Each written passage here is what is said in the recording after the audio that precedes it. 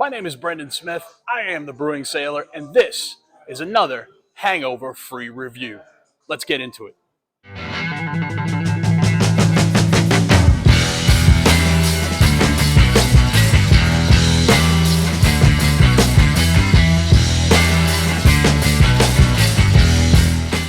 Hey, everybody, and welcome back to another Hangover free review. I'm your host, the Brewing Sailor, Brendan Smith, and we're sponsored, as always, by Rationale Brewing. What's your rationale? Remember, they still have their BYFAB sale going on, so you can buy one six-pack, get another one free at rationalebrewing.com. Today, we're kicking off our March Macro Madness special. So every week, in addition to my normal review, we're going to be looking at one of the main macro lagers. So today, we're looking at Coors Edge, and we're going to be going through Coors Edge, Bud Zero, and Miller Sharps. And at the end of the month, I'm going to do a blind taste test, try to remove my prejudices towards the different big brewers and see if my palate scores them the same way, or at least I judge them in the same order, because we'll take the scores from the next 3 weeks, and I'm not going to rejudge them, obviously, because if I'm blindfolded, I can't judge appearance. So we're just going to see if I kind of rate them in the same order. Anyway, let's get started with today's. Haven't had a twist off in so long. So I don't know if you can see it here, but once I get this poured up, shout out to my friends at the Thirsty Growler. They were one of the first places I got to start in the beer industry. So looking at the appearance here, and I'll try to keep this in front of me just because I don't want to show off my messy apartment, so I have the background up, but the virtual background. But you can see it's very clear. The head is fading already, nice white head, but it's going to fade quickly. It doesn't leave much lacing on the glass, but that's okay. So we'll give the appearance 3 out of 3 on this one, and it's BJCP 1A, the American Light Lager is what we're using. You could use BJCP 1B, the American Lager, too, if you really wanted to. They're very, very close. It's just some small, subtle differences. Wow, with the aroma, I did not expect this. Um, there are some huge bubblegum notes there.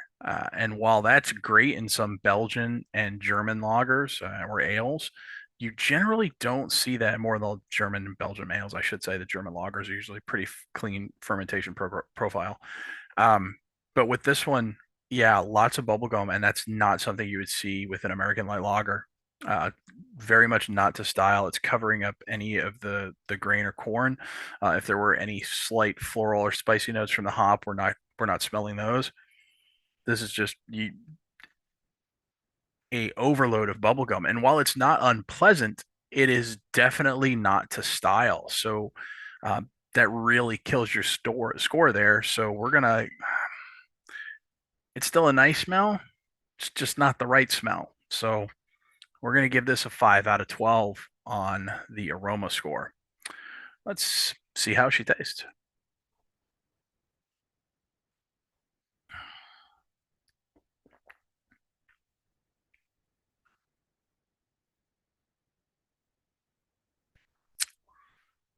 So I get that bubblegum right off the front again. I do get some of the little bit of corn sweetness as it rolls across the middle of my tongue. So that's good.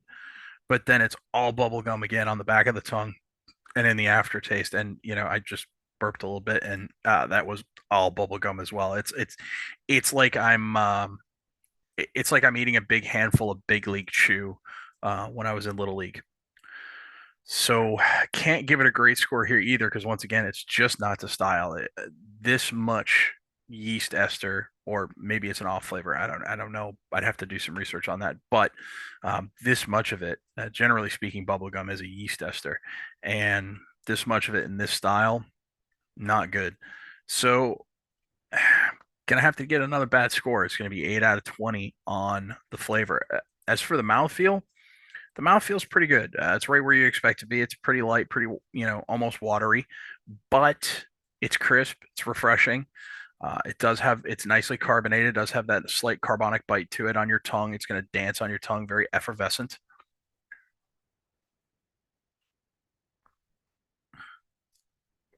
So yeah, they got the mouthfeel right. We're gonna give them marks there. That's 5 out of 10. Overall, though, For an American light lager, this is pretty disappointing just because it's not what it should be. It's not a bad beer. It's not an unpleasant beer. It's just when we're judging two style, we have to go based off of those style guidelines, and it doesn't do a very good job of hitting those notes.